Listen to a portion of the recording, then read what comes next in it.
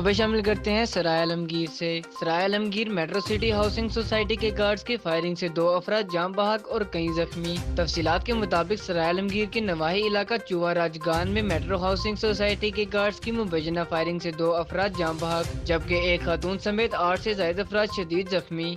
मुतासरीन ने बताया कि सोसाइटी की जानिब से अहले इलाका की जमीन पर कब्जा किया जा रहा था, जिस पर अहले इलाका ने सोसाइटी के गार्ड्स को रोका तो उन्होंने मुतासरीन पर फायर खोल दिए, जिसके बाद जख्मियों को अस्पताल मुंतकिल कर दिया गया। जाँ बहक होने वाला की शिनाख्त गुलाम सरवर और खालिद के नाम से हुई। जख्मियों को इंतहाई तशवीशनाक हालत में गुजरात अजीज भट्टी अस्पताल मुंतकिल कर दिया गया।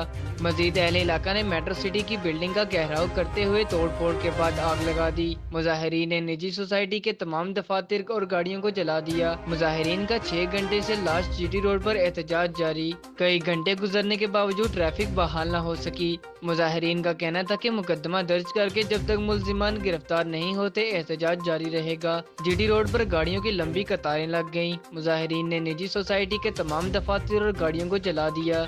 जिब्रान मिर्जा, आलमगीर न्यूज, सराय आलमगीर।